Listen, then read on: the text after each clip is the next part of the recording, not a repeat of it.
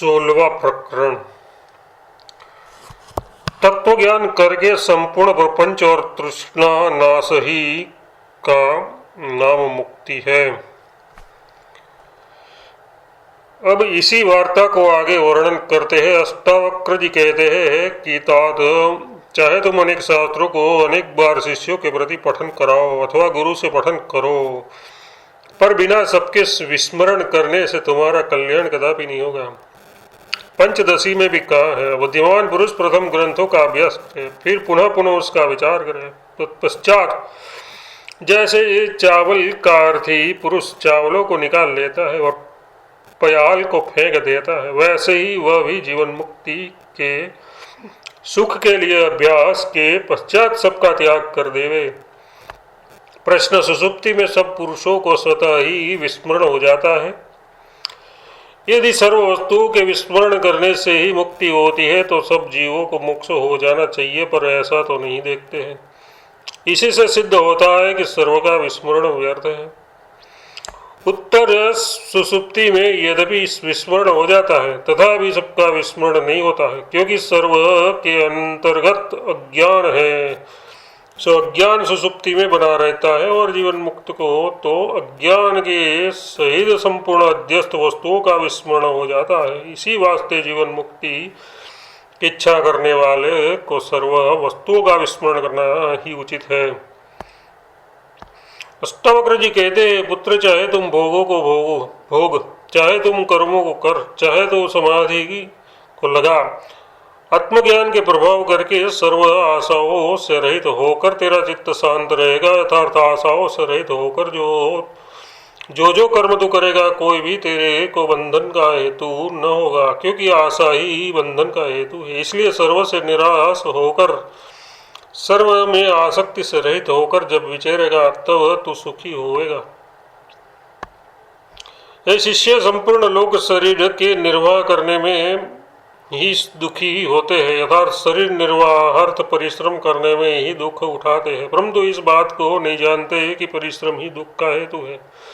इसलिए महापुरुष शरीर के निर्वाह के लिए अति परिश्रम नहीं करते हैं, क्योंकि शरीर की रक्षा प्रारब्ध कर्म आप ही कर लेता है, यत्न की कोई जरूरत नहीं होती है। इसीलिए यत्न की कोई जरूरत नहीं होती है, ऐसा जानकर वे सदैव सुखी रहते हैं। व्यापार में अनासक्ति ही सुख का हेतु है। जो ज्ञानवान जीवन मुक्त पुरुष है उसको नेत्र के खोलने और बंद करने में भी खेद होता है। जो ऐसा आलसी पुरुष है और संपूर्ण व्यापारों से रहित है वही सुख को प्राप्त होता है। व्यापारवान को कभी भी सुख नहीं होता है। संसार में पुरुष को जितनी ही व्यवहार विषय अधिक प्रवृत्ति है उतना ही उसको दुख अधिक है, और जितना ही व्यवहार प्रवृत्ति कम है उतना ही उसको सुख अधिक है, क्योंकि वृत्ति की वृद्धि से दुख की प्राप्ति और वृत्ति की निवृत्ति से सुख की प्राप्ति होती है। संपूर्ण तृष्णाओं के नाश होने पर शीतोष्णादि जन्य सुख दुख भी पुरुष को नहीं सता सकते हैं। इसी वार्ता को अब कहते हैं, इस काम को मैंने कर लिया है और इस काम को मैंने नहीं किया है। इस तरह के द्वंद्वों से जब पुरुष का मन शून्य हो जाता है तब वह धर्म अर्थ काम और मोक्ष की इच्छा नहीं करता है। ऐसा जो संपूर्ण द्वंद्वों से और सब इच्छाओं से रहित पुरुष है वही जीवन मुक्ति के सुख को प्राप्त होता है। अब इस वार्ता को कहते हैं कि सकामी पुरुष से निष्काम पुरुष विलक्षण है। मुमुक्ष होकर जो स्त्री पुरुष आदि विषयों में द्वेष करता है, अर्थात द्वेष दृष्टि करके उसको अंगीकार नहीं करता है और किंतु त्याग देता है, उसका नाम विरक्त है। और जो विषयों की कामना करके विषयों में लोलुप चित्त वाला है उसका नाम रागी है। और जो पुरुष विषयों के ग्रहण और त्याग की इच्छा से रहित है वह विरक्त सरक्त से विलक्षण यथार्थ ग्रहण त्याग से रहित जीवन मुक्त है। विचार शून्य दशा आस्पदी भूत का नाम तृष्णा। यथार्थ जिस काल में कोई विचार न हो, केवल भोगों की इच्छा ही उत्पन्न हो, उसका नाम तृष्णा है। अतः जो तृष्णालु पुरुष है वह जब तक जीता है ग्रहण त्याग करता ही रहता है। संसार रूपी वृक्ष का अंकुर उत्पन्न करने वाली तृष्णा ही है, सो तृष्णा जीवन मुक्तों में नहीं रहती है। यदि प्रारब्ध कर्म के वश से जीवन मुक्त में ग्रहण त्याग का व्यवहार होता भी रहे तो भी उसकी कोई हानि नहीं है। विषयों में जब राग पूर्वक प्रवृत्ति होती है तब पूर्व से उत्तरोत्तर विषयों में राग ही उत्पन्न होता है, और जब विषयों में द्वेष पूर्वक निवृत्ति होती है तब पूर्व से उत्तरोत्तर विषयों में द्वेष दृष्टि उत्पन्न होती है। इसी में एक दृष्टांत कहते हैं। एक राजा दूसरे देश को गया, उसको वहां पर कहीं 1 वर्ष बीत गए। पीछे उनकी रानी अति कामातुर होकर अपने मकान पर से इधर उधर ताकती थी। एक शराब का लड़का युवावस्था को प्राप्त बड़ा सुंदर अपने कोठे पर खड़ा था। उसको देखकर रानी का मन उनकी तरफ चला गया। रानी ने अपनी लौंडी को उसके बुलाने के लिए भेजा। लौंडी उसको बुला लाई। रानी उससे बातचीत करने लगी। थोड़ी देर में लौंडी ने आकर कहा कि राजा साहब आ गए। तब उस लड़के ने कहा कि मुझको कहीं छिपाओ। रानी ने उसको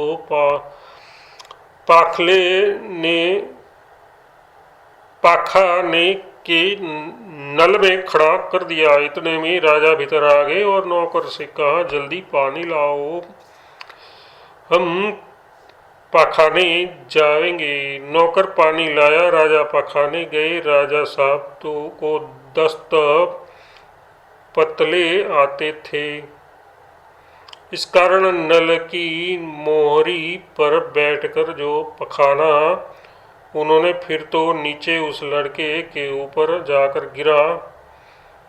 उसका सिर, मुंह और सब कपड़े मैले से भर गए। राजा पखाना फिर कर चले गए। तब लौंडी ने उसको किसी गंदी नाली के रास्ते से निकाल दिया। उस लड़के ने नदी पर जाकर स्नान किया और सब कपड़े साफ करके अपने घर को गया। दूसरे दिन फिर रानी ने लौंडी को उसके बुलाने के लिए भेजा। तब लड़के ने कहा कि एक दिन मैं रानी के पास गया और केवल 10-5 बातें मैंने उससे की। तब उसका फल ये हुआ है कि अपने सिर पर दूसरे का मैला पड़ा। जो रोज रोज उससे संबंध करता है, न मालूम उसकी क्या गति होगी। मुझको तो वह पखाना न भूला है, न भूलेगा। मैं अब कदापि न जाऊंगा। इस प्रकार की जब विषय भोग में दोष बुद्धि होती है तब फिर कदापि उसकी विषय भोग में राग पूर्वक प्रवृत्ति नहीं होती है। ऐसी ही विद्वान भी बालक की तरह शुभ अशुभ के चिंतन से रहित होकर केवल प्रारब्धवश से कदाचित प्रवृत्त होता है, कदाचित निवृत्त भी हो जाता है, परंतु राग द्वेष करके न तो वह प्रवृत्त होता है और न वह निवृत्त होता है। अष्टावक्र जी कहते हैं कि यह शिष्य जो पुरुष विषयों में राग वाला है वही विषय के संबंध से उत्पन्न हुआ जो दुख है उसके त्याग की इच्छा करता हुआ संसार के त्यागने की इच्छा करता है, और जो वितराग पुरुष है वह संसार के बने रहने पर भी खेद को नहीं प्राप्त होता है। सो पंचदशी में भी कहा है, जिस वृक्ष के कोटर में यानी जड़ के बिल में अग्नि लगी है उस वृक्ष को हरियाली यानी उसके हरे पत्ते कदापि उत्पन्न नहीं होते हैं। दृष्टांत में जिस पुरुष के चित्त में अज्ञान का चिन्ह बना है उसको शांति कदापि नहीं होती है। अष्टावक्र जी कहते हैं, मैं ज्ञानी हूँ, मैं त्रिकालदर्शी हूँ, मैं मुक्त हूँ। इस प्रकार का जिसको अभिमान है वह ज्ञानी नहीं है। जो कहता है मैं योगाभ्यासी हूँ, मैं नित्य ही धोती नेली वस्ती आदि क्रिया करता हूँ, वह भी योगी नहीं है, किंतु वह केवल दुख का भोगने वाला है। अष्टावक्र जी कहते हैं कि ये जनक जय है, चाहे तुमको महादेव उपदेश करे या विष्णु उपदेश करे या ब्रह्मा उपदेश करे, तुमको सुख कदापि न होगा। जब विषयों का त्याग करोगे तभी शांति और आनंद को प्राप्त होंगे। आत्मतत्व के उपदेश के पहले विषयों का त्याग बहुत जरूरी है। इति श्री अष्टावक्र गीतायां 16 प्रकरणं समाप्तम्। 17वां प्रकरण। अब 20 श्लोकों करके 17वें प्रकरण का आरंभ करते हैं। रहित पुरुषों की प्रवृत्ति ब्रह्म विद्या में कराने के लिए और आत्मज्ञान का फल दिखाने के वास्ते गुरु प्रथम ज्ञान की दशा को दिखाते हैं। उसी पुरुष को आत्मज्ञान का फल प्राप्त हुआ है और उसी पुरुष को योगाभ्यास का फल भी प्राप्त हुआ है, जिसने विषय भोगों से रहित होकर अपने आप में ही तृप्ति पाई है। वही स्वच्छ इंद्रियों वाला है, अर्थात उसकी इंद्रियों में विषय भोग की कामना रंचक मात्र नहीं है, जो नित्य अकेला विचरता है और अपने आप स्थित है। दत्तात्रेय ने भी कहा है, दत्तात्रेय जी एक ब्राह्मण के घर भिक्षा मांगने गए। घर में एक कुमारी कन्या थी और कोई न था। उस कन्या ने कहा, महाराज आप ठहरिए, मैं धान कूट और चावल निकालकर आपको देती हूँ। जब वह कन्या धान कूटने लगी तब उनके हाथ में जो कांच की चूड़ियाँ थी वे छन छन शब्द करने लगी। उनके शब्द होने से कन्या को बड़ी लज्जा आई। उसने एक एक करके उस चूड़ियों को उतार लिया। जब एक ही चूड़ी बाकी रह गई तब शब्द होना बंद हो गया। तब दत्तात्रेय जी ने विचार करके कहा कि जहाँ बहुत से पुरुषों का एकत्र रहना होता है वहाँ लड़ाई झगड़ा जरूर होता है, और जहाँ दो पुरुष इकट्ठे रहते हैं वहाँ पर गपशप होती है, श्रवण मनन आदि नहीं होते हैं। इस वास्ते विद्वान को चाहिए कि कुमारी कन्या के कंगन की तरह अकेला होकर संसार में विचरे। जिस विद्वान को जीवन मुक्ति के सुख की लेने की इच्छा होती है वह अकेला ही रहता है। उसी वास्ते सन्यासी को बहुत पुरुषों के मध्य में रहना और बहुतों को संग रखना भी मना किया है। दक्ष स्मृति, जहाँ पर 3 भिक्षुक मिल करके रहे उसका नाम ग्राम है, जहाँ पर 3 से अधिक रहे उसका नाम नगर है। इस वास्ते भिक्षु विद्वान नगर और ग्राम को न बनावे और न दूसरे के साथ रहे, किंतु अकेले ही विचरा करे। जो भिक्षु ग्राम नगर या मिथुन को करता है, अर्थात 2, 3 और अधिकों के साथ रहता है, वह अपने धर्म से च्युत हो जाता है। सत्कार, मान और पूजा के अर्थ जो भिक्षु दंड और काषाय वस्त्रों को धारण करता है वह सन्यासी नहीं है। जो आत्मज्ञान परायण होकर अकेला वासना रहित होकर ही रहता है वही शांति को प्राप्त होता है, दूसरा नहीं। ये शिष्य इस संसार मंडल में तत्ववित्त ज्ञानी कभी भी खेद को प्राप्त नहीं होता है, क्योंकि वह जानता है कि मुझ एक करके ही यह सारा जगत व्याप्त हो रहा है। खेद दूसरे से होता है, जो दूसरा उसकी दृष्टि में है ही नहीं।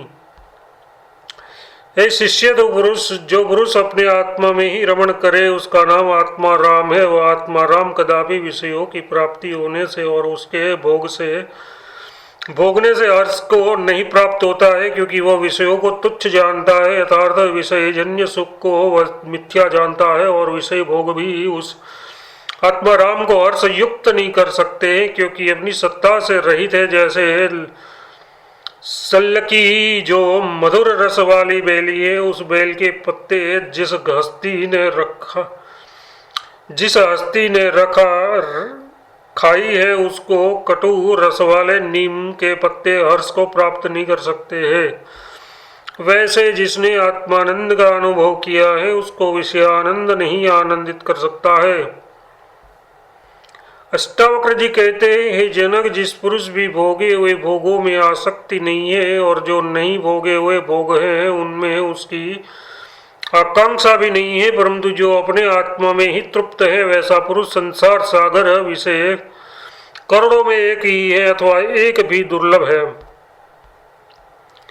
इस संसार में मनुष्य अनेक प्रकार के दिखाई पड़ते हैं, परंतु जो भोग और मोक्ष दोनों की आशंका से रहित हो और महान परिपूर्ण ब्रह्म विषय शुद्ध अंतकरण से स्थित हो सो दुर्लभ है।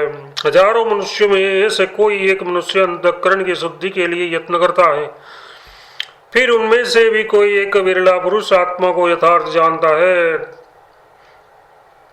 हे शिष्य, ऐसा पुरुष संसार विषय दुर्लभ है जो धर्म अर्थ काम और मोक्ष और जीने मरने में उदासीन हो। यथार्थ उसको सुखाकार दुखाकार वृत्ति न व्यापे, अपने अद्वैत आत्मा में शांत होकर स्थिर रहे। सुख दुख सापेक्षिक सापेक्षित है। जिसको सुख होता है उसी को दुख भी होता है, जिसको दुख होता है उसी को दुख सुख भी होता है। ये प्रिय, तुम इन दोनों से रहित होकर विचरो। अष्टावक्र जी कहते हैं कि हे पुत्र, विश्व के लय होने की इच्छा जिस विद्वान को नहीं है और विश्व के स्थिर रहने में जिसको द्वेष नहीं है, यथार्थ प्रपंच रहे अथवा नष्ट हो जाए और जो अपने को विश्व का साक्षी अधिष्ठान समझकर स्थित है, वही विद्वान कृतकृत्य है, धन्य है, पूजनीय योग्य है।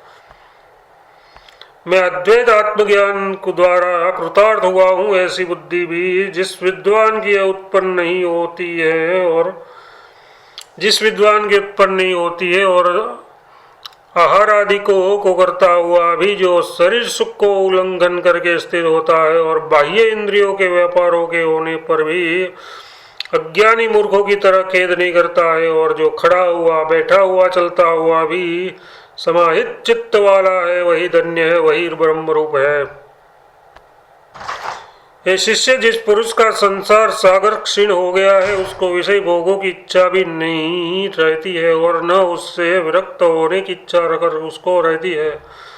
उस विद्वान का मन और शरीर इंद्रिय आदि का बालक या उन्मत्त की तरह अपने व्यापारों से शून्य रहते हैं और उसके शरीर की चेष्टा भी वृथा ही होती है। उनकी इंद्रिया भी सब निर्बल होती है, आगे स्थित हुए विषयों का निर्णय नहीं कर सकता है। गीता में भी कहा है, संपूर्ण भूतों की जो आत्मज्ञान रूपी रात्रि है और जिसमें सब भूत सोए हुए हैं, उसमें विद्वान जागता है। जिस अज्ञान रूपी दिन में सब भूत जागते हैं, उसमें विद्वान सोया हुआ रहता है।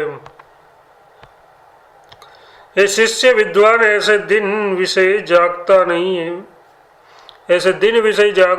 है, क्योंकि जागता है वह नेत्र के पलकों को खोले रहता, यथार्थ बाह्य विषयों को देखता है और स्मरण भी करता है।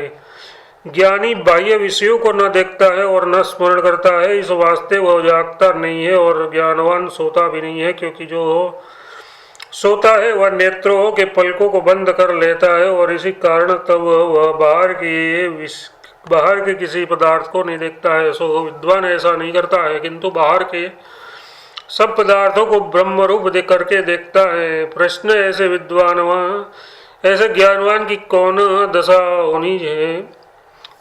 होनी है?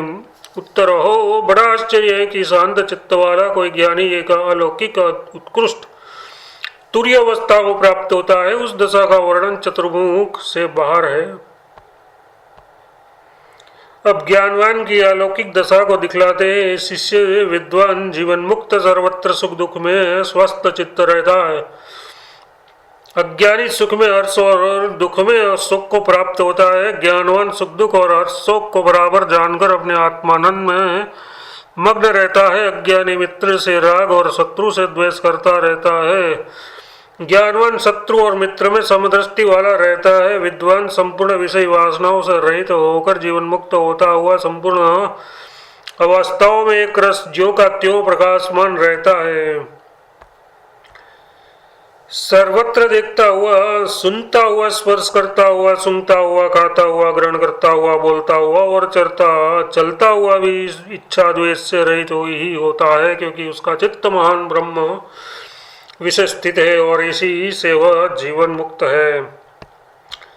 जब जीवन मुक्त के लक्षण को दिखलाते हैं, जो जीवन मुक्त है वह न किसी की निंदा करता है और न स्तुति करता है और न हर्ष करता है और न कभी काप को प्राप्त होता है। यानी जो संसारी पुरुष जीवन मुक्त को आदर सम्मान करते हैं, वह उनकी स्तुति नहीं करता है और जो उनको निरादर करते हैं उनकी वह निंदा नहीं करता है और न वह अति उत्तम खान पान आदि को के प्राप्त होने पर हर्ष को प्राप्त होता है और न द्रुतहीन वासी भोजन मिलने से वह शोक करता है और न किसी से शरीर के निर्वाह के सिवाय अधिक वस्तु के ग्रहण करने की इच्छा करता है और न किसी से लेकर दूसरे को देता है और न किसी से किसी को कुछ दिखलाता है, किंतु सदा वह अपने आप में मग्न रहता है। प्रश्न, संसार में तो लोग नग्न रहने वाले को जीवन मुक्त कहते हैं और कोई भिक्षा मांगकर खाने वाले को जीवन मुक्त कहते हैं। उत्तर संसारी लोग सकामी होते, जो सकामी होते हैं उनको नहीं मालूम होता है कि कौन ज्ञानी है और कौन अज्ञानी है, और उनको सत्य असत्य का विवेक भी नहीं होता है। वे दंभ में फंसते हैं, जो हठ से वस्त्रों को त्याग कर मान के वास्ते नंगे रहते हैं और शास्त्रों और शिष्यों के कान भोगते हैं। एक से द्रव्य लेकर दूसरे को देते हैं या नाम के वास्ते मठाधिकों को बनाते हैं। जीवन मुक्त कदापि नहीं हो सकते हैं, वे भी चेले की तरह सकामी है। उसके चेलों में स्त्री पुत्रादिकों की कामना भरी है। उनके कल्याण के लिए वे चेले नंगों को गुरु बनाकर उनकी सेवा करते हैं। जिस महात्मा का चित्त विषय भोग में है वह अवश्य नरक को प्राप्त होता है, चाहे वह कितना ही नंगा रहे और पाखंड करे। दृष्टांत, एक महात्मा एक राजा के मंदिर में बहुत काल तक रहे। एक दिन वे मर गए। उसी दिन राजा भी मर गया। उस नगर के बाहर जंगल में एक तपस्वी योगी रहते थे। एक आदमी उनके पास बैठा था। तपस्वी कुछ सोच करके हंसने लगे। तब उस आदमी ने पूछा कि महाराज, बिना प्रयोजन आप क्यों हंसते हो?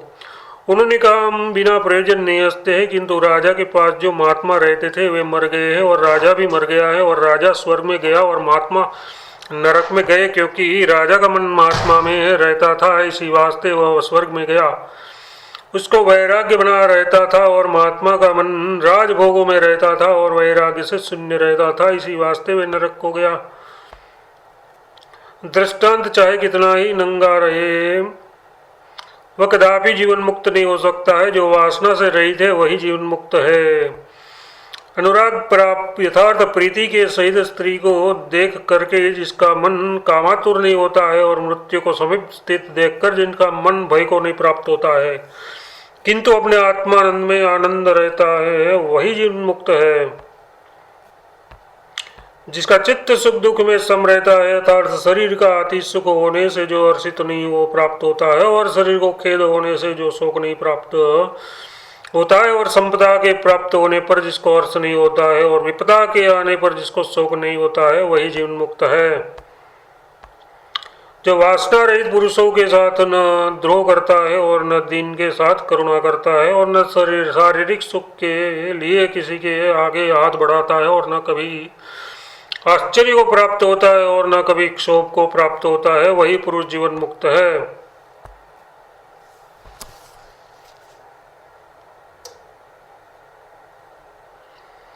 जो विषयों के साथ द्वेष नहीं करता है और जो विषयी लोलुप नहीं है किंतु असंग मन वाला है, अर्थात जिसका मन कहीं आसक्त नहीं है, प्रारब्ध वश से जो प्राप्त होता है उसको भोगता है, जो नहीं प्राप्त होता उसकी इच्छा नहीं करता है, वही जीवन मुक्त कहा जाता है।